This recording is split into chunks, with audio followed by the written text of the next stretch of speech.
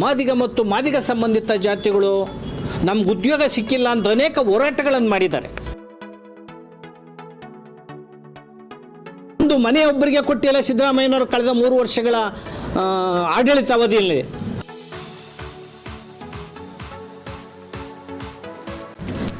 ಒಳ ಮೀಸಲಾತಿಯನ್ನು ತನ್ನ ರಾಜಕೀಯ ಕುತಂತ್ರಕ್ಕೆ ಬಳಕೆ ಮಾಡಿಕೊಂಡು ಇಡೀ ಪರಿಶಿಷ್ಟ ಜಾತಿಗಳಲ್ಲಿ ಎಡ ಬಲ ಅಂತ ವಿಂಗಡಣೆ ಮಾಡಿದ್ದಾರೆ.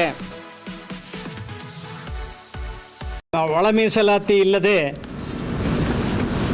ಉದ್ಯೋಗ ನೇಮಕಾತಿ ಮಾಡೋದಕ್ಕೆ ಸರ್ಕಾರ ಮುಂದಾಗಿರೋದನ್ನು ವಿರೋಧಿಸಿ ಕರ್ನಾಟಕ ರಾಜ್ಯದಾದ್ಯಂತ ಕರ್ನಾಟಕ ದಲಿತ ಸಂಘರ್ಷ ಸಮಿತಿ ಮತ್ತು RPIB 16/3/2026 16/3/2026 ರಾಜ್ಯದ ಎಲ್ಲ ಜಿಲ್ಲಾಧಿಕಾರಿಗಳ ಕಚೇರಿ ಮುಂದೆ ಬೃಹತ್ ಪ್ರತಿಭಟನಾ ಪ್ರದರ್ಶನವನ್ನು ಮಾಡೋದಕ್ಕೆ ಇಂದಿನ ಸಭೆಯಲ್ಲಿ ಮತ್ತು ಇದಕ್ಕಿಂತ ಮೊದಲು ನಡೆದಂಥ ದಾಸಂಸ ಮತ್ತು RPIBಯ ಕಾರ್ಯಕಾರಿಣಿ ಸಭೆಯಲ್ಲಿ ಸರ್ವಾನುಮತದಿಂದ ತೀರ್ಮಾನವನ್ನು ಮಾಡಿದ್ದೇವೆ. ಉದ್ಯೋಗ ನೇಮಕಾತಿನಲ್ಲಿ ಉದ್ಯೋಗಾಕಾಂಕ್ಷಿಗಳಿಗೆ ಉದ್ಯೋಗ ಕೊಡೋದರಲ್ಲಿ, ಉದ್ಯೋಗ ನೇಮಕಾತಿ ಮಾಡೋದರಲ್ಲಿ ನಮ್ಮ ವಿರೋಧವಿಲ್ಲ. ಆದರೆ ಉದ್ಯೋಗ ನೇಮಕಾತಿನಲ್ಲಿ ಪರಿಶಿಷ್ಟ ಜಾತಿಗಳ ಒಳ ಮೀಸಲಾತಿಯನ್ನು ಅಳವಡಿಸ್ತಲೇ ಉದ್ಯೋಗ ನೇಮಕಾತಿ ಮಾಡೋಕ್ಕೆ ಹೊರಟಿರೋದು ಇದು ಅತ್ಯಂತ ವಿಷಾದನೀಯ ಮತ್ತು ಪರಿಶಿಷ್ಟ ಜಾತಿಗಳು ಮತ್ತು ಮಾದಿಗ ಸಂಬಂಧಿತ ಜಾತಿಗಳಿಗೆ ಇದು ಮರಣ ಶಾಸನವಾಗಿದೆ. ಮಾದಿಗ ಮತ್ತು ಮಾದಿಗ ಸಂಬಂಧಿತ ಜಾತಿಗಳು ಕಳೆದ 35 ವರ್ಷಗಳಿಂದ ರಾಜ್ಯದಲ್ಲಿ ನಿರಂತರವಾಗಿ ಹೋರಾಟಗಳನ್ನು ಮಾಡ್ತಾ ಇದ್ದಾರೆ. 8-10 ಜನ ಜೀವಗಳನ್ನು ಕಳೆದುಕೊಂಡಿದ್ದಾರೆ. ಅನೇಕ ಜನ ಜೀವನವನ್ನು ಕಳ್ಕೊಂಡಿದ್ದಾರೆ. ಅನೇಕರ ಮೇಲೆ ಲಾಠಿ ಚಾರ್ಜು, ಪೊಲೀಸ್ ಕೇಸ್ಗಳು, ನಿರಂತರವಾಗಿ ಜಾಥಾ, ಮೆರವಣಿಗೆ, ಪ್ರತಿಭಟನೆ, ಗ್ಯಾರೋಗಳು ನಡೆದಿದೆ. ಒಳ ಮೀಸಲಾತಿಯನ್ನು ವರ್ಗೀಕರಿಸ್ತೇವೆ, ನ್ಯಾಯವನ್ನು ಕೊಡ್ತೇವೆ ಅಂತ ಹೇಳಿ ಕಾಂಗ್ರೆಸ್ಸು, BJP, ಜನತಾದಳ ಅಧಿಕಾರವನ್ನು ನಡೆಸಿದಂತಹ ಈ ಪಕ್ಷಗಳು ತಮ್ಮ ಪ್ರಣಾಳಿಕೆಯಲ್ಲಿ ಹಾಕ್ಕೊಂಡು ಅನೇಕ ಭರವಸೆಗಳನ್ನು ಕೊಟ್ಟಿದ್ದಾರೆ. ಬರೀ ಭರವಸೆಯ ಬೇಗುದಿಗೆಯಲ್ಲಿ ಈ ಸಮಾಜವನ್ನು ಮೋಸ ಮಾಡ್ತಾ ಇದ್ದಾರೆ. ಒಳ ಮೀಸಲಾತಿ ಜಾರಿ ಮಾಡೋದಕ್ಕೆ ರಾಜಕೀಯ ಇಚ್ಛಾಶಕ್ತಿಯಾಗಲಿ ಕಳಕಳಿಯಾಗಲಿ ಕಾಂಗ್ರೆಸ್ ಪಕ್ಷಕ್ಕೆ ಇಲ್ಲ. ಕಾಂಗ್ರೆಸ್ ಪಕ್ಷ ಒಂದು ರೀತಿಯ ಪರಿಶಿಷ್ಟ ಜಾತಿಗಳನ್ನು ವೋಟ್ ಬ್ಯಾಂಕನ್ನಾಗಿ ಮಾಡ್ಕೊಂಡಿದೆ. ಒಳ ಮೀಸಲಾತಿ ವರ್ಗೀಕರಣ ಮಾಡೋದಕ್ಕೆ ಸುಪ್ರೀಂ ಕೋರ್ಟ್ನ 7 ಜನರ ನ್ಯಾಯಾಧೀಶರು ತೀರ್ಪು ಕೊಟ್ಟು 2 ವರ್ಷಗಳು ಕಳೆದಿದೆ. 2024 ಆಗಸ್ಟ್ 1ನೇ ತಾರೀಕು ತೀರ್ಪು ಬಂತು. ತುಂಬ ತಡವಾಗಿ ಎಚ್ಚೆತ್ತುಕೊಂಡಂಥ ಮುಖ್ಯಮಂತ್ರಿ ಸನ್ಮಾನ್ಯ ಸಿದ್ದರಾಮಯ್ಯನವರು ನಾಗಮೋಹನ್ ದಾಸ್ ಆಯೋಗವನ್ನು ರಚನೆ ಮಾಡಿದರು. ಗೌರವಾನ್ವಿತ ನ್ಯಾಯಾಧೀಶರು ತುಂಬ ವೈಜ್ಞಾನಿಕವಾಗಿ ವರದಿಯನ್ನು ತಯಾರು ಮಾಡಿ ಸರ್ಕಾರಕ್ಕೆ ಸಲ್ಲಿಸಿದರು. ಅವ್ರ ವರದಿನಲ್ಲಿ 5 ಗುಂಪುಗಳನ್ನಾಗಿ ಮಾಡಿದರು. ಅದನ್ನು ಪರಿವರ್ತಿಸಿ ಅದನ್ನು ಪರಿಗಣಿಸ್ತಲೇ ಸಿದ್ದರಾಮಯ್ಯನವರ ಸರ್ಕಾರ 3 ಗುಂಪುಗಳನ್ನು ಮಾಡಿ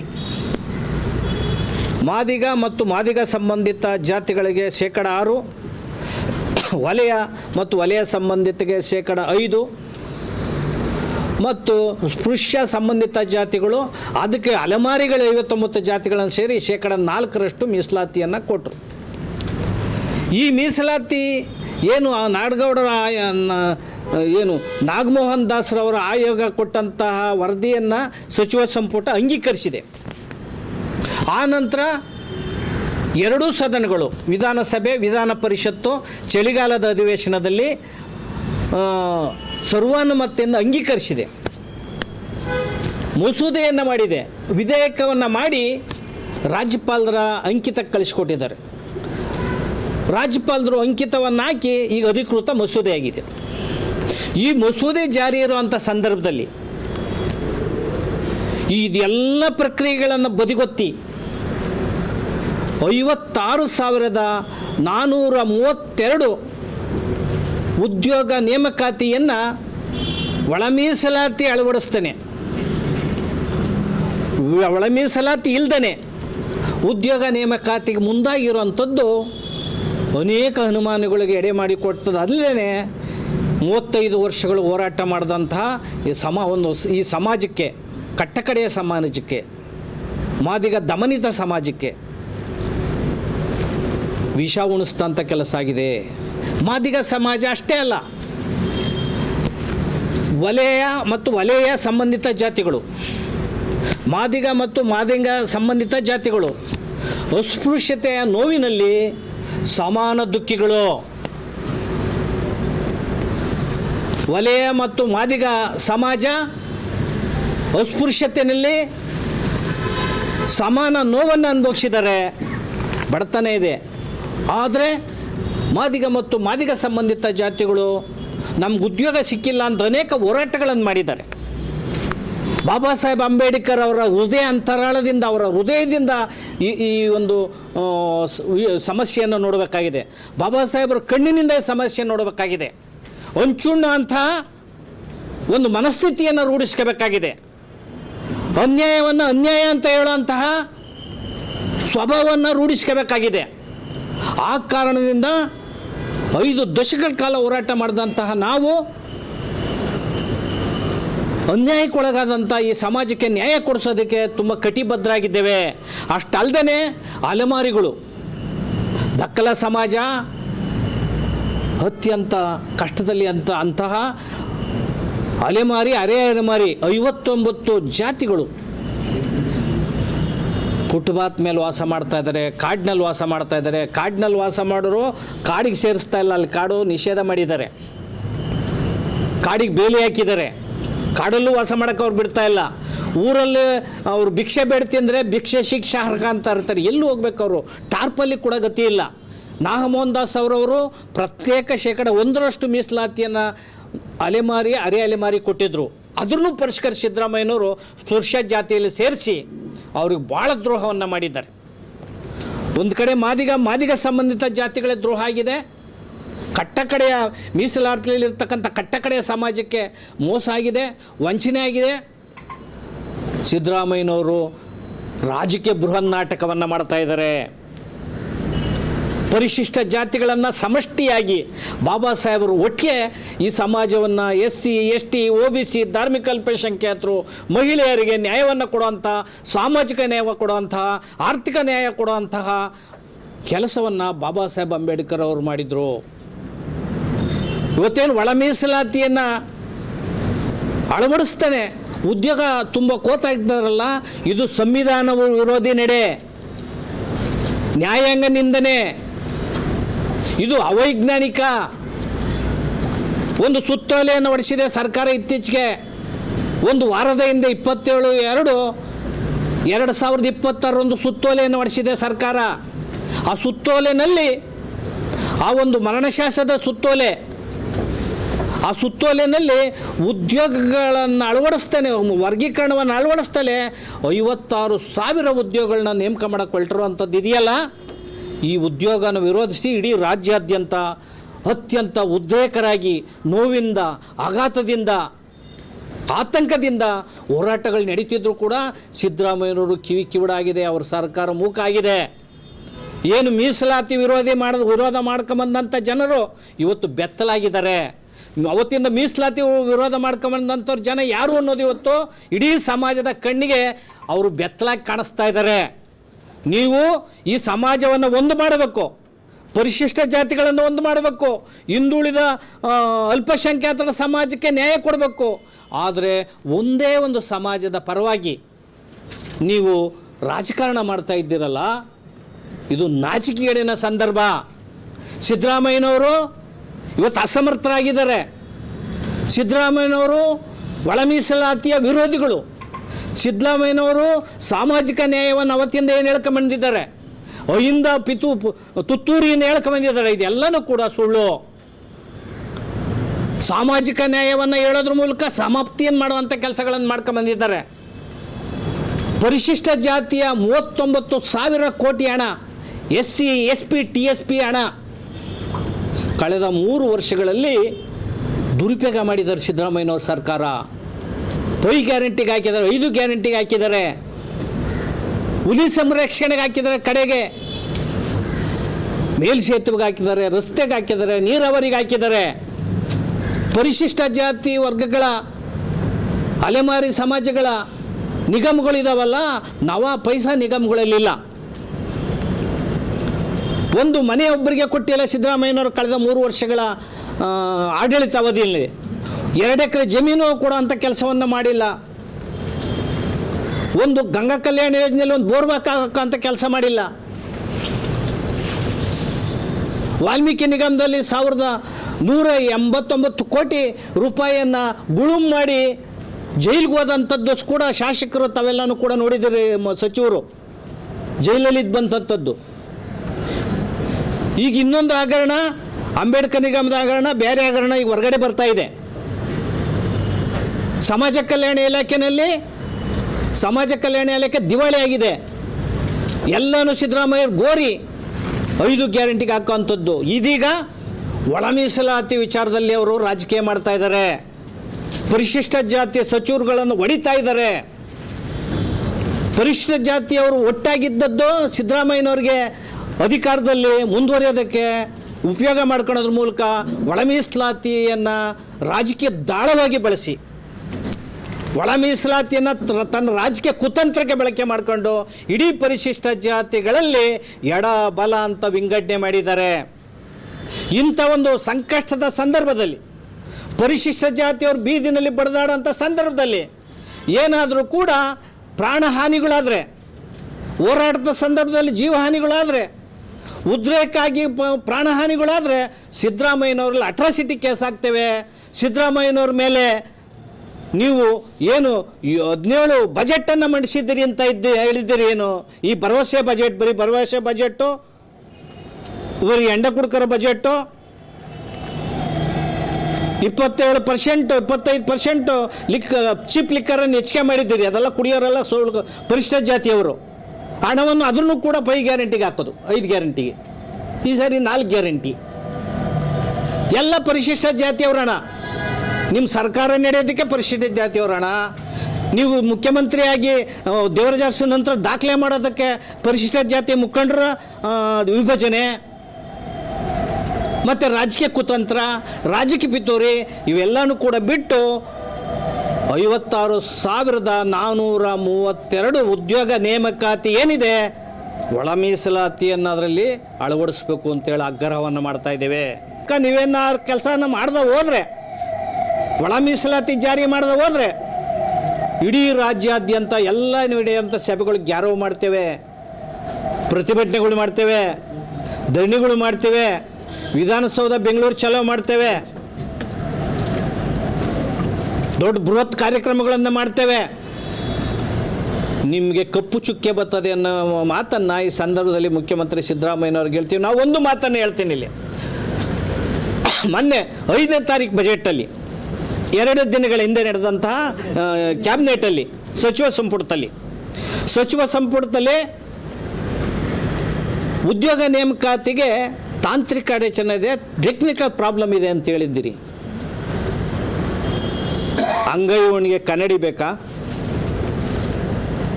ವಲ್ಲದ ಗಂಡಿಗೆ ಮಸರೆ ಕಲ್ಲು ಅಂದಂಗೆ ಸಮಸ್ಯೆ ಇರೋದು, ಪ್ರಾಬ್ಲಮ್ ಇರೋದು ನಿಮ್ಮ ಸರ್ಕಾರದಲ್ಲಿ, ನಿಮ್ಮ ಸಚಿವ ಸಂಪುಟದಲ್ಲಿ, ನಿಮ್ಮ ಕಾಂಗ್ರೆಸ್ಸಲ್ಲಿ, ನಿಮ್ಮ ಹೃದಯಗಳಲ್ಲಿ, ನಿಮ್ಮ ಮನಸ್ಸುಗಳಲ್ಲಿ ಪ್ರಾಬ್ಲಮ್ ಇರೋದು.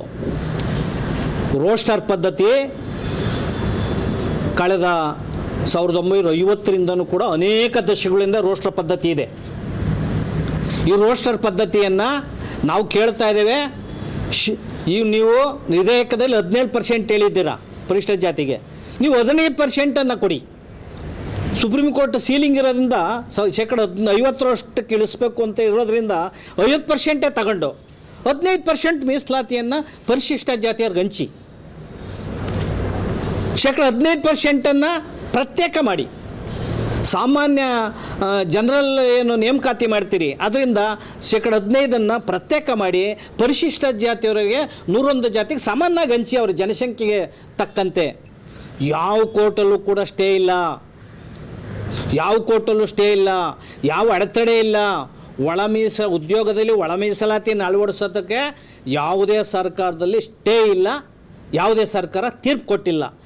ಇನ್ನು 1-2 ಪ್ರಕರಣಗಳಿದ್ದು ಒಳ ಮೀಸಲಾತಿ ಬಗ್ಗೆ ಹೈಕೋರ್ಟಲ್ಲಿ. ಒಂದು ಪ್ರಕರಣದಲ್ಲಿ ಹೇಳಿದೆ, ಒಂದು ಪ್ರಕರಣ 50% ಸೀಲಿಂಗ್ ಬಗ್ಗೆ ಸುಪ್ರೀಂ ಕೋರ್ಟ್ ಹೇಳಿದೆ, ಇಲ್ಲೂ ಇದೆ. ಅದು ನಾವು 50% ಕೊಡಿ ಅಂತ ಹೇಳ್ತೀವಿ. ಇನ್ನೊಂದು ಪ್ರಕರಣದಲ್ಲಿ ಕೋರ್ಟೇ ನೇರವಾಗಿ ಹೇಳಿದೆ 15% ನೀವು ಅಳವಡಿಸೋದಕ್ಕೆ ನಮ್ದು ಯಾವುದೇ ಅಡೆತಡೆ ಇಲ್ಲ, ನೀವು ಪ್ರಕ್ರಿಯೆಯನ್ನು ಪ್ರಾರಂಭಿಸ್ಬೋದು ಅಂತ.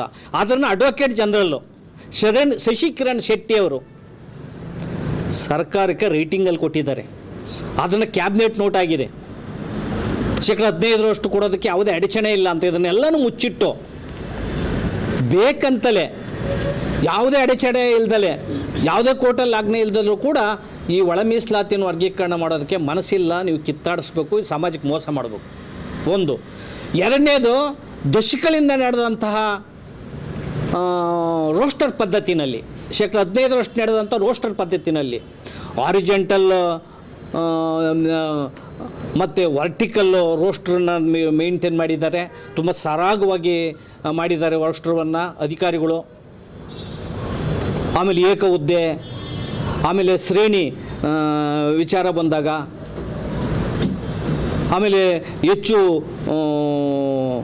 ಉದ್ಯೋಗದ ಬಗ್ಗೆ ಯಾವುದೇ ತಡೆ ಬಂದಾಗ ಎಲ್ಲನೂ ಕೂಡ ಸರಳವಾಗಿ ನಿಭಾಯಿಸಿದ್ದಾರೆ, ರೋಸ್ಟ್ರನ್ನು ಕೊಟ್ಕೊಂಬಂದಿದ್ದಾರೆ. ಇವನು ಕೊಡೋದ್ರಲ್ಲಿ ಯಾವುದೇ ಅಡೆತಡೆ ಇಲ್ಲ. ಆದರೂ ಸಿದ್ದರಾಮಯ್ಯರು ಡಿಲೇ ಟ್ಯಾಕ್ಟಿಸ್ ಮಾಡ್ತಾಯಿದ್ದಾರೆ. ಇವ್ರು ಕಿತ್ತಾಡಿ ಅವರು ಮತ್ತೆ ಕಂದಕವನ್ನು ಕೊಡೋದಕ್ಕೆ, ಪರಿಶಿಷ್ಟ ಜಾತಿಯವರಿಗೆ ಮೋಸ ಮಾಡೋದಕ್ಕೆ, ಮಾದಿಗ ಮತ್ತು ಮಾದಿಗ ಸಂಬಂಧಿತ ಜಾತಿಗಳಿಗೆ ಮೋಸವನ್ನು ಮಾಡೋದಕ್ಕೆ, ಆ ಜಾತಿ ತಿಂದೋ ಈ ಜಾತಿ ತಿಂದೋ ಅಂತ ಹೆಸರಾಟಕ್ಕೆ ಅವಕಾಶ ಮಾಡೋಕ್ಕೋಸ್ಕರ ಸಿದ್ದರಾಮಯ್ಯನವರು 56,432 ಉದ್ಯೋಗವನ್ನು ನೇಮಕ ಮಾಡೋಕ್ಕೆ ಕೊಟ್ಟಿದ್ದಾರೆ. ಸರ್ಕಾರದಲ್ಲಿ 2,84,000 ಉದ್ಯೋಗಗಳು ಖಾಲಿ ಇದ್ದಾವೆ. ಅನೇಕ ಯುವಕರಿಗೆ ವಯೋಮಿತಿ ಮೀರ್ತಾ ಇದೆ. ನೀವು ಕೂಡಲೇ ನೇಮಕ ಮಾಡಿ ಉದ್ಯೋಗಗಳನ್ನು, ರೋಸ್ಟರನ್ನು ಮೇಂಟೈನ್ ಮಾಡಿ ಒಳ ಮೀಸಲಾತಿಯನ್ನು ಅಳವಡಿಸಿ. ಯಾರ ವಿರೋಧ ಇಲ್ಲ ಅದಕ್ಕೆ. ಯಾರನ್ನು ಎತ್ಕಟ್ಟಿ ನೀವು ಕೆಲಸ ಮಾಡೋದು ಸರಿಯಲ್ಲ ಅಂತ ಹೇಳಿ ಈ ಒಳ ಮೀಸಲಾತಿಯನ್ನು ಎಲ್ಲ ಬಜೆಟ್ ವಿಚಾರ ಬಂದಾಗ, ಬಡ್ತಿ ವಿಚಾರ ಬಂದಾಗ, ರೋಸ್ಟರ್ ವಿಚಾರ ಬಂದಾಗ, ನೇರ ನೇಮಕಾತಿ ಬಂದಾಗ ಎಲ್ಲದರಲ್ಲೂ ಕೂಡ ಅಳವಡಿಸಿ ಹೋರಾಟ ಮಾಡಿರುವಂತಹ ಸಮಾಜವನ್ನು ನೀವು ಅತ್ಯಂತ ಗೌರವಯುತವಾಗಿ ನಡೆಸ್ಕೊಂಡು ಹೋಗಬೇಕು ಅಂತ ನಾನು ಮನವಿ ಮಾಡ್ಕೊಳೋದ್ರ ಮೂಲಕ ಸಿದ್ದರಾಮಯ್ಯನವರು ಹಿಂಗೆ ಮುಂದುವರೆದ್ರೆ ಉಪಚುನಾವಣೆ ಬರ್ತದೆ. ದಾವಣಗೆರೆ ಮತ್ತೊಂದು ಕ್ಷೇತ್ರ, ಬಾಗಲಕೋಟೆ ಮತ್ತು ದಾವಣಗೆರೆ ಉಪಚುನಾವಣೆಯಲ್ಲಿ ಡೆಪಾಸಿಟ್ ಕಳೀತೇವೆ ಕಾಂಗ್ರೆಸ್ಗೆ. ಮಹಾನಗರ ಪಾಲಿಕೆಯಲ್ಲಿ ಕಾಂಗ್ರೆಸ್ ವಿರುದ್ಧ ದೊಡ್ಡ ಆಂದೋಲನವನ್ನು ಮಾಡ್ತೇವೆ. 2028 ವಿಧಾನಸಭೆ ಚುನಾವಣೆಯಲ್ಲಿ ಕಾಂಗ್ರೆಸ್ ಪಕ್ಷ ಹೆಂಗೆ ನೀವು ಗೆಲ್ತೀರಿ ನೋಡೋಣ. ಇದನ್ನು ಈಗಾಗಲೇ ಸಾಬೀತು ಮಾಡಿ ತೋರಿಸಿದ್ದೇವೆ. ಕಳೆದ ಎಲೆಕ್ಷನ್ನಲ್ಲಿ ಸಿದ್ದರಾಮಯ್ಯನವರು ಕಣ್ಣೀರು ಹಾಕಿದರು. 2018ರಲ್ಲಿ ಅವರು ಇನಾಯವ ಸೋಲನ್ನು ಕಾಂಗ್ರೆಸ್ ಅನುಭವಿಸ್ತು. ಇದು ಕೂಡ ಈಗಲೂ ಅದೇ ಮಾಡ್ತೇವೆ. ಒಂದು, ತಮಗೆ ಕಿವಿ ಮಾತು ಹೇಳಬೇಕು ಅಂದರೆ 2013ರಿಂದ 2018ವರೆಗೂ ಸದಾಶಿವ ಆಯೋಗವನ್ನು ಕೋಲ್ಡ್ ಏಜ್ ಸ್ಟೋರಲ್ಲಿ ಇಟ್ಟರು ಸಿದ್ದರಾಮಯ್ಯನವರು ಆಡಳಿತದಲ್ಲಿ. ನಾಗಮೋಹನ್ ದಾಸ್ ಆಯೋಗದ ವರದಿನೂ ಹಾಗೆ ಮಾಡಿದರು. ಮಾಧುಸ್ವಾಮಿ ರಿಪೋರ್ಟ್ ಕೊಟ್ಟಿದ್ದರು. ಅದನ್ನು ಕೂಡ ಸಿದ್ದರಾಮಯ್ಯನವರು ಕೋಲ್ಡ್ ಏಜ್ ಸ್ಟೋರಲ್ಲಿ ಇಟ್ಟರು.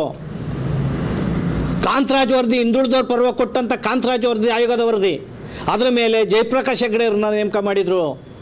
ತಿರುಗಿ ಅದ್ರೂ ಕೂಡ ರಾಜೀವ್ ಗಾಂಧಿ ಹತ್ರ ಹೋಗಿ ಅದ್ರೂ ಕೂಡ ತಳಕ ಹಾಕ್ಯಂಗೆ ಕೂತ್ಕೊಂಡ್ರು, ಅಡಿ ಹಾಕ್ಯಂಗೆ ಕೂತ್ಕೊಂಡ್ರು. ಅಂದರೆ ಹಿಂದುಳಿದವ್ರಿಗೂ ಕೂಡ ಸಿದ್ದರಾಮಯ್ಯನವರು ನ್ಯಾಯ ಕೊಟ್ಟಿಲ್ಲ, ಸಾಮಾಜಿಕ ನ್ಯಾಯ ಕೊಟ್ಟಿಲ್ಲ, ಅಲ್ಪಸಂಖ್ಯಾತರ ನ್ಯಾಯ ಕೊಟ್ಟಿಲ್ಲ, ಪರಿಶಿಷ್ಟ ಜಾತಿ ವರ್ಗಗಳಿಗೆ ನ್ಯಾಯ ಕೊಟ್ಟಿಲ್ಲ. ನಾನು ಹೇಳ್ತೇನೆ, ಎಷ್ಟು ಬಜೆಟನ್ನು ಮಂಡಿಸಿದ್ದೀರಿ ಅನ್ನೋದು ಮುಖ್ಯ ಅಲ್ಲ ಸಿದ್ದರಾಮಯ್ಯನವರೇ.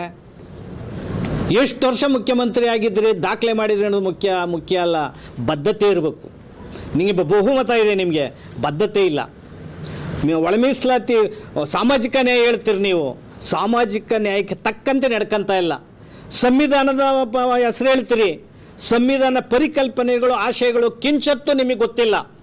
ಅಡ್ವೊಕೇಸಿ ಹೇಳ್ತೀರಿ, ಅಡ್ವೊಕೇಸಿನೂ ನ್ಯಾಯವೇ ನಿಮಗೆ ಗೊತ್ತಿಲ್ಲ. ಬಂದರೆ ನಿಮ್ಗೆ ನಾವು ಟೀಚ್ ಮಾಡ್ತೇವೆ. ನಿಮ್ಮ ಸಚಿವ ಸಂಪುಟಕ್ಕೆ ಇದ್ರಲ್ಲಿ ತೊಡಕೊಳ್ಳಿ ಏನಾದರೂ ಇದ್ದರೆ ನಾವು ನಿವಾರಿಸ್ತೇವೆ. ಯಾವ ಟೆಕ್ನಿಕಲ್ ಪ್ರಾಬ್ಲಮ್ ಇದೆ, ಯಾವ ತಜ್ಞರ ಸಮಿತಿಯನ್ನು ನೇಮಕ ಮಾಡ್ತಿದ್ರು ನೀವು? ಆ ಥರದಿದ್ರೆ ನಮ್ಮ ಜೊತೆಗೆ ದಲಿತ ಸಂಘಟನೆಗಳು ಅಥವಾ ಮಾದಿಗ ಸಂಬಂಧಿತ ಸಂಘಟನೆಗಳೊಟ್ಟಿಗೆ ಚರ್ಚೆ ಮಾಡಿ, ನಾವು ಕ್ಲಿಯರ್ ಮಾಡ್ತೇವೆ ನಿಮಗೆ. ನಿಮ್ಮಲ್ಲಿ ಸರ್ಕಾರದ ಅಧಿಕಾರಿಗಳು ಇಲ್ವಾ? ಒಂದು ಇಂಗ್ಲೀಷ್ ನ್ಯಾಯವೇ ಗೊತ್ತಿಲ್ಲ. ನಿಮ್ಮ ಸರ್ಕಾರದಲ್ಲಿ ಆ PTCL ಕೇಸಲ್ಲಿ 2 ಸಾರಿ ತಿದ್ದುಪಡಿ ಮಾಡಿದ್ದೀರಿ. ಅದರೊಳಗಡೆ ಸರಿಯಾಗಿ ಇಂಗ್ಲೀಷ್ ಅರ್ಥ ಆಗದೇನೆ ಸುಪ್ರೀಂ ಕೋರ್ಟ್ ಚೇಮಾರಿ ಹಾಕಿದ್ದಾವೆ, ಕೋರ್ಟ್ಗಳಲ್ಲಿ ಅದು ಬಿದ್ದೋಗಿದೆ. ಈ ರೀತಿಯ ಅತ್ಯಂತ ನೀವು ಒಂದು ಕಳಕಳಿ ಇಲ್ದೇ, ಆಸಕ್ತಿ ಇಲ್ದೇ ನಿಮ್ಮ ಸರ್ಕಾರ ಪರಿಶಿಷ್ಟ ಜಾತಿಯವರನ್ನು ಭಿಕ್ಷುಕರ ರೀತಿಯಲ್ಲಿ, ಬೀದಿ ಹೋರಾಟಗಾರರ ರೀತಿಯಲ್ಲಿ ಅತ್ಯಂತ ಹೀನಾಯವಾಗಿ ನಡೆಸ್ಕೊತಾ ಇದ್ದೀರಿ. ಇದು ಒಳ್ಳೆಯದಲ್ಲ ನಿಮ್ಮ ಕಾಂಗ್ರೆಸ್ ಪಕ್ಷಕ್ಕೆ. 56 ವರ್ಷಗಳ ಕಾಲ ನೀವು ಆಡಳಿತವನ್ನು ಕಾಂಗ್ರೆಸ್ನವ್ರು ಮಾಡಿದ್ದೀರಿ. ಬಾಬಾ ಸಾಹೇಬರನ್ನು ಉರಿದು ಮುಕ್ಕಿದ್ದೀರಿ, ನೀವು ಅವ್ರನ್ನ ಸೋಲಿಸಿದ್ದೀರ, ಅವರು ಅನೇಕ ಸಾರಿ ಕಣ್ಣೀರು ಹಾಕ್ಸಿದ್ದೀರ. ಅವ್ರದ್ದೊಂದು ಸ್ಟ್ಯಾಚು ಹಾಕೋಕ್ಕೆ ಯೋಗ್ಯತೆ ಇರಲಿಲ್ಲ ನಿಮಗೆ. ಅವ್ರಿಗೆ ಭಾರತ ರತ್ನ ಕೊಡೋಕ್ಕೆ ಯೋಗ್ಯತೆ ಇಲ್ಲ ನಿಮಗೆ. ಬಾಬಾ ಸಾಹೇಬ್ ಅಂಬೇಡ್ಕರ್ ಬಗ್ಗೆ ಹೇಳೋಕ್ಕೂ ನಿಮ್ಗೆ ಯೋಗ್ಯತೆ ಇಲ್ಲ, ಸಂವಿಧಾನದ ಬಗ್ಗೆ ಹೇಳೋಕ್ಕೂ ಯೋಗ್ಯತೆ ಇಲ್ಲ. ಸಂವಿಧಾನವನ್ನು ತಿದ್ದುಪಡಿ ಮಾಡಿದವರೇ ನೀವು ಹೆಚ್ಚು ಸಾರಿ.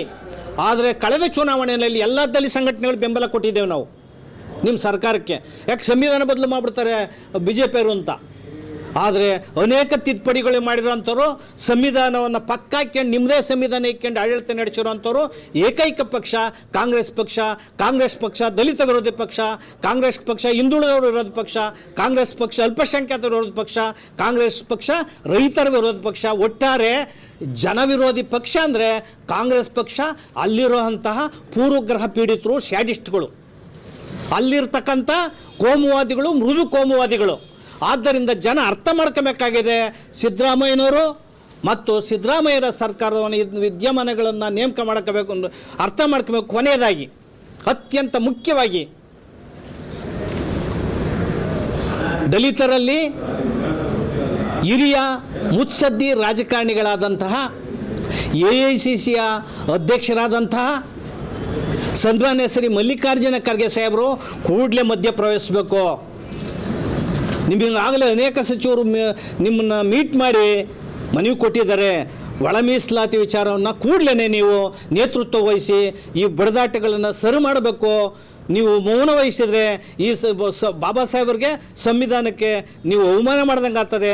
ಈ ಸಮಾಜವನ್ನು ಮುನ್ನಡೆಸೋದಕ್ಕೆ ನೀವು ನೇತೃತ್ವವನ್ನು ಒಳ ಮೀಸಲಾತಿ ವಿಚಾರದಲ್ಲಿ ನೀವು ಮಧ್ಯಪ್ರವೇಶಿಸಬೇಕು ಅಂತ ಸನ್ಮಾನ್ಯ ಶ್ರೀ ಮಲ್ಲಿಕಾರ್ಜುನ ಖರ್ಗೆ ಸಾಹೇಬರಿಗೆ ನಾನು ಮನವಿ ಮಾಡ್ತೇನೆ. ಮೌನ ವಹಿಸಿದರೆ ಮೌನಂ ಸಮ್ಮತಿ ಸೂಚಕಂ ಆಗೋತ್ತದೆ. ನೀವು ಒಂದು ರೀತಿಯ ಅನುಮಾನಕ್ಕೆ ಕಾರಣ ಆಗ್ತೀರಿ ರಾಜ್ಯಕ್ಕೆ. ನೀವು ಎಲ್ಲ ಸಮಾಜದ ನಾಯಕರು ಅಂತ ಅನಿಸ್ಕೋಬೇಕಾದ್ರೆ ಇವತ್ತು ನೋವಿನಿಂದ ಆತಂಕದಿಂದ ಆಘಾತಕ್ಕೊಳಗಾದಂಥ ಮಾದಿಗ ಮತ್ತು ಮಾದಿಗ ಸಂಬಂಧಿತ ಜಾತಿಗಳನ್ನು ಸಮಾಧಾನ ಮಾಡೋದ್ರ ಮೂಲಕ ಒಳ ಮೀಸಲಾತಿಯನ್ನು ಉದ್ಯೋಗದಲ್ಲಿ ಅಳವಡಿಸಿ ಎಲ್ಲ ಪರಿಶಿಷ್ಟ ಜಾತಿಗಳಿಗೆ ಸಮಾನವಾಗಿ ಉದ್ಯೋಗವನ್ನು ಕೊಡೋದಕ್ಕೆ ನೀವು ಮನಸ್ಸು ಮಾಡಬೇಕು. ಆ ಮೂಲಕ ಈ ರಾಜ್ಯದಲ್ಲಿ ಈಗ ಹೋರಾಟ ನಡೀತಾ ಇದೆಯಲ್ಲ, ಇವತ್ತಿನಿಂದ ಹೋರಾಟ ಭಾಳ ತೀವ್ರ ಆಗ್ತಾಯಿದೆ. ನಾವು 14ನೇ ತಾರೀಕು ರಾಜ್ಯಾದ್ಯಂತ ಭಾಳ ಹೋರಾಟ ಮಾಡ್ತೇವೆ. ಎಲ್ಲೆಲ್ಲಿ ಒಳ ಮೀಸಲಾತಿ ಬಗ್ಗೆ ಹೋರಾಟ ಮಾಡ್ತಾ ಹೋದೋ ಅಲ್ಲಿ ಅವ್ರಿಗೆಲ್ಲರಿಗೂ ಕೂಡ ನಾವು RPI DSS ಬೆಂಬಲವನ್ನು ಕೊಡ್ತೇವೆ. ನಾವೆಲ್ಲನೂ ಕೂಡ ಮೀಸಲಾತಿ ಒಳ ಮೀಸಲಾತಿ ವಿಚಾರದಲ್ಲಿ ಎಲ್ಲರೂ ಒಗ್ಗಟ್ಟಾಗಿದ್ದೇವೆ, ಒಂದಾಗಿದ್ದೇವೆ. ಇಲ್ಲಿ ವ್ಯತ್ಯಾಸಗಳಿಲ್ಲ. ಅವ್ರವ್ರಿಗೆ ಅನಿಸ್ದಂಗೆ ಹೋರಾಟ ಮಾಡಿದರೆ ನಾವು ಬೆಂಬಲವನ್ನು ಕೊಡ್ತೇವೆ ಅನ್ನೋ ಮಾತನ್ನು ಈ ಸಂದರ್ಭದಲ್ಲಿ ಹೇಳಿ ಈ ಸಭೆಯನ್ನು ಮುಂದುವರಿಸ್ತೇವೆ. ಮತ್ತು ಮುಂದಿನ ಅನೇಕ ಸಭೆಗಳು, ಹೋರಾಟಗಳು ನಡ್ತೇವೆ ಅಂತ ಮಾತನ್ನು ಹೇಳಕ್ಕೆ ಇಚ್ಛೆಪಡ್ತೀವಿ. ಸಂಘಟನೆ ಮುಖಂಡರು ಕರೆದಿದ್ರು, ತಾವು ಕೂಡ ಪಾಲ್ಗೊಂಡಿದ್ರಿ. ಅವತ್ತಿನ ತಮ್ಮ ಬೇಡಿಕೆಯಲ್ಲಿ ಬಜೆಟ್ನಲ್ಲಿ ಸಾಕಾರಗೊಂಡಿಲ್ಲ ಅಂತ ಇವತ್ತು ತಾವು ಇದನ್ನ 56,000 ಏನು ಒಳ ಮೀಸಲಾತಿ ಕೇಂದ್ರ ಸರ್ಕಾರ ಅವಾಗ ಹೇಳಿದೆ, ತೆಲಂಗಾಣ ಮಾಡಿದರೆ, ಪಂಜಾಬ್ ಮಾಡಿದರೆ, ಕರ್ನಾಟಕ ಇನ್ನೂ ಮಾಡಿಲ್ಲ. ಆದ್ರೆ ಎಲ್ಲ ಒಂದು ಕಡೆ ನಿಮ್ಮ ಸಮುದಾಯ ರೆಪ್ರೆಸೆಂಟ್ ಮಾಡೋಂಥ ಮಹದೇವಪ್ಪ ಆಗಿರ್ಬೋದು, ಖರ್ಗೆ ಆಗಿರ್ಬೋದು, ತುಟಿ ಯಾಕೆ ಪಿಟುಕಂತಲ್ಲ, ಅದ್ರ ಬಗ್ಗೆ ಹೇಳಿ. ನೋಡಿ, ಅದು ಪ್ರೀ ಬಜೆಟ್ ಅಲ್ಲ, ಫ್ರೀ ಜನ ಇದ್ದವ್ರೆ ಅಂತ ಕರೆದಿದ್ದಾರೆ ನಮ್ಮ ದಲಿತ ಸಂಘಟನೆಗಳ. ಫ್ರೀ ಜನ ನಾವು, ಫ್ರೀ ಹೋರಾಟಗಾರರು, ಉಚಿತ ಹೋರಾಟಗಾರರು ಅಂತ ಸಿದ್ದರಾಮಯ್ಯವ್ರ ಭಾವನೆಗೆ ಬಜೆಟ್ ಎಲ್ಲ ಪ್ರಿಂಟ್ ಮಾಡಿಬಿಟ್ಟು ಲಿಪ್ ಸಿಂಪತಿಗೆ ಕಣ್ಣೋರ್ಸೋಕ್ಕೋಸ್ಕರ ನಮ್ಮನ್ನು ಕರೆದಿದ್ದಿತ್ತು. ಯಾವುದು ಕೂಡ ಯಾರು ನೋಟ್ ಮಾಡ್ಕೊಂಡಿಲ್ಲ. ಏನು 500 ದಲಿತ ಸಂಘಟನೆಗಳು ರಾಜ್ಯಾದ್ಯಂತ ರಾತ್ರೆಲ್ಲ ಪ್ರಯಾಣ ಮಾಡಿ ಬಂದಿದ್ರು. ಯಾವುದು ನೋಟ್ ಮಾಡ್ಕೊಂಡಿಲ್ಲ ಸಿದ್ದರಾಮಯ್ಯರು. ಇಲ್ಲಿ ಎಷ್ಟು ಮಾತಾಡಿದ್ನೋ ಅಷ್ಟು ಅಲ್ಲಿ ಮಾತಾಡಿದೆ, ಎಷ್ಟು ಬಳಕೆ ಮಾಡ್ಕೊಂಡಿದ್ರು ಅದು ಮೊದಲನೇದಾಗಿ ಅಲ್ಲಿ ಮಾತಾಡಿದೆ ನಾನು. ಜೊತೆಗೆ ಏನು 1 ಟನ್ ಅರ್ಜಿ ಕೊಟ್ಟರು ಸಿದ್ದರಾಮಯ್ಯನವ್ರಿಗೆ, 1 ಅರ್ಜಿ ಕೂಡ ಸಿದ್ದರಾಮಯ್ಯವ್ರ ಕೈಯ ಮುಟ್ಟಲಿಲ್ಲ. ಆ ಸಮಾಜ ಕಲ್ಯಾಣ ಇಲಾಖೆ ತಗೊಂಡೋಗಿ ಅಂದ್ಬಿಟ್ಟು. ಇನ್ನೊಂದು ನಿಮ್ಗೆ ಹೇಳ್ತೀನಿ, ಮಾಧ್ಯಮಗಳು ಸರಿಯಿಲ್ಲ. ಸರಿದ್ದರೆ ನೀವು ದೊಡ್ಡವರಾಗಲಿ ಚಿಕ್ಕವರಾಗಲಿ ಸಿದ್ದರಾಮಯ್ಯನವ್ರ ಕಂಪ್ಯೂಟರ್ಗಳನ್ನು 2ನೇ ಫ್ಲೋರಲ್ಲಿ ಚೆಕ್ ಮಾಡಿ. ಎಷ್ಟು ಸಂಘ ಸಂಸ್ಥೆಗಳು ಎಷ್ಟು ರೈತ ಸಂಘಟನೆಗಳು ಅರ್ಜಿ ಕೊಟ್ಟಿರ್ಬೋದು ಸಿದ್ದರಾಮಯ್ಯನವ್ರಿಗೆ 6 ತಿಂಗಳಿಂದ. 1 ಅರ್ಜಿನೂ ಕೂಡ ಸಿದ್ದರಾಮಯ್ಯವ್ರಿಗೆ ಕೊಟ್ಟರು ಕಂಪ್ಯೂಟ್ರಲ್ಲಿ ಎಂಟ್ರಿ ಇಲ್ಲ. ಎಲ್ಲೋದೋ, ತಿಪ್ಪೆಗೆ ಹೋದ್ವಾ, ಬಾವಿಗೆ ಹೋದ್ವಾ, ಹಳ್ಳಕ್ಕೆ ಹೋದ್ವಾ ಅರ್ಜಿಗಳು. 1 ಅರ್ಜಿಗಳು ಎಂಟ್ರಿ ಆಗಿ ಬಂದಿಲ್ಲ.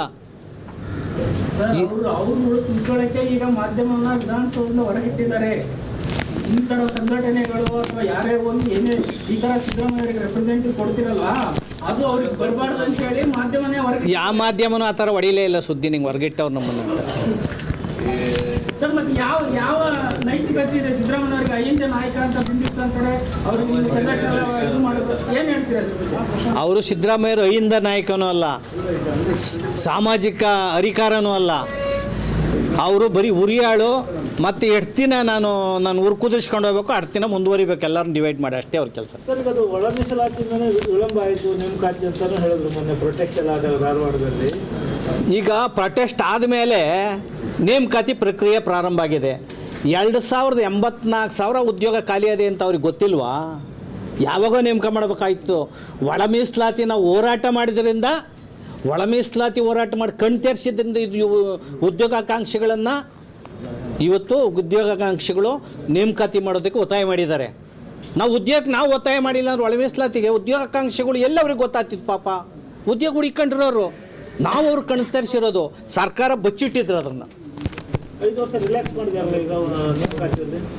5 ವರ್ಷ ರಿಲ್ಯಾಕ್ಸ್ ಮಾಡಿದಾರಲ್ಲ, 5 ವರ್ಷ ಏಜ್ ರಿಲ್ಯಾಕ್ಸ್ ಮಾಡಿದಾರಲ್ಲ.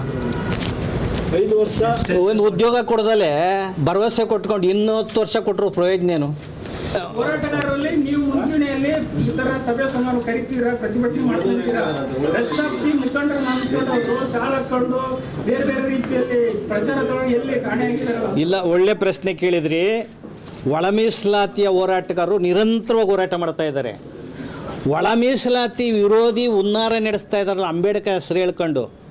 ಸಿದ್ದರಾಮಯ್ಯವರು ಹಿಂದೆ ತಿರುಗ್ತಾವ್ರಲ್ಲ, ಸಿದ್ದರಾಮಯ್ಯರು ಬಹುಪರಾಕ್ ಹಾಕೋ ಅಂಥವ್ರು ಇದ್ದಾರಲ್ಲ. ಬಾಬಾ ಸಾಹೇಬ್ ಅಂಬೇಡ್ಕರ್ ಹೆಸರೇಳಿ, ಸಂವಿಧಾನದ ಹೆಸರೇಳಿ ಅಂಬೇಡ್ಕರ್ ವಾದ ಅಂತ ಹೇಳ್ಕೊಂಡು ತಿರುಗ್ತಾರಲ್ಲ. ಸಿದ್ದರಾಮಯ್ಯವ್ರ ಪಕ್ಕದಾಗ MLC ಕೊಡ್ತಾರೆ, ಚೇರ್ಮನ್ ಕೊಡ್ತಾರೆ ಅಂತ ಅರ್ಜಿಗಳು ಹಾಕ್ಯಂತ ತಿರುಗಿರಲ್ಲ. ಅವರು ಹೋರಾಟಗಳನ್ನು ಕೈ ಬಿಟ್ಟಿದ್ದಾರೆ ಅಧಿಕಾರದ ಆಸೆಗೋಸ್ಕರ. ಈ ಥರದ ಜನ ಎಲ್ಲ ಸಂದರ್ಭದಲ್ಲೂ ಇರ್ತಾರೆ. ಬಾಬಾ ಸಾಹೇಬ್ರು ಇಂಥವ್ರನ್ನ ಪ್ರತಿಗಾಮಿ ಶಕ್ತಿಗಳು ಅಂತ ಕರೆದಿದ್ರು. ಯಾರು ಹುನ್ನಾರ ಮಾಡೋರು? ಹುನ್ನಾರ ಯಾರು ಮಾಡ್ತಾ ಇರೋದು? ಒಳ ಮೀಸಲಾತಿ ವಿರುದ್ಧ ಯಾರು ಹುನ್ನಾರ ಮಾಡ್ತಾ ಇದ್ದಾರೆ ಅಂತ ಸಿದ್ದರಾಮಯ್ಯನವ್ರು ಮಾಡಿಸ್ತಾರೆ ಅಂತ ಹೇಳಿದ್ರು. ಸರ್, ನಿಮ್ಮ ಸಮುದಾಯದಲ್ಲೇ ಹೊಡೆದಾಳ ನೀತಿ ಮಾಡ್ತಾ ಇದ್ದಾರೆ ಅಂತ ಸಿದ್ದರಾಮಯ್ಯನವ್ರು ಹೊಡೆದಾಳೋ ನೀತಿ ಮಾಡ್ತಾರೆ. ಈಗ ನಾವೇನೇ ಅವ್ರ ಹೆಸರು ಇವ್ರ ಹೆಸರು ದಲಿತರಲ್ಲಿ ಇವ್ರು ಮಾಡ್ತಾರೆ, ಅವ್ರು ಮಾತಾಡ್ತಾರೆ ಅಂದರೆ ಸಿದ್ದರಾಮಯ್ಯನ ನನಗೂ ವ್ಯತ್ಯಾಸ ಇಲ್ದಂಗೆ ಆಗ್ತದೆ. ನಾನು ಇನ್ನೊಂದು ಸಾರಿ ಸಮಾಜನ ಹೊಡೆದಂಗೆ ಆಗ್ತದೆ. ಆ ಕಾರಣದಿಂದ ಮಲ್ಲಿಕಾರ್ಜುನ ಖರ್ಗೆ ಸಾಹೇಬ್ ಮಧ್ಯಪ್ರವೇಶಿಸಿ ಸಮರ್ಥರಿದ್ದಾರೆ. ಇವ್ರನ್ನ ಈ ಸಮಾಜಗಳನ್ನೆಲ್ಲ ಕರೆದು ಬೋವಿ, ಕೊರ್ಮ, ಕೊರ್ಚ, ಲಮಾಣಿ ಆ ಸಂಬಂಧಿತ ಸಮಾಜಗಳು, ವಲಯ ಮತ್ತು ಸಂಬಂಧಿತ ಸಮಾಜ, ಮಾದಿಗ ಸಂಬಂಧಿತ ಸಮಾಜ, 101 ಸಮಾಜನ ಕರೆದು ಅವರು ಸರಿ ಮಾಡಬೇಕು. ಜೊತೆಗೆ ಆ ಪ್ರತಿನಿಧಿ ನಾವು ಒಂದೊಂದು ಸಮಾಜಕ್ಕೆ ನಾವು ಸಚಿವರು ಮಂತ್ರಿಗಳು ಅಂತಾರಲ್ಲ, ಅವ್ರನ್ನೆಲ್ಲನೂ ಕೂಡ ಕಿವಿ ಹಿಂಡಿ ಎಲ್ಲ ಸಮಾಜದ ಪರ ಬಾಬಾ ಸಾಹೇಬರಿದ್ದರು, ನೀವು ಹಂಗಿರ್ರಪ್ಪ, ಇಲ್ಲ ಬಾಬಾ ಸಾಹೇಬ್ರ ಹೆಸರು ಹೇಳ್ಬೇಡಿ ಅಂತ ಹೇಳಿ.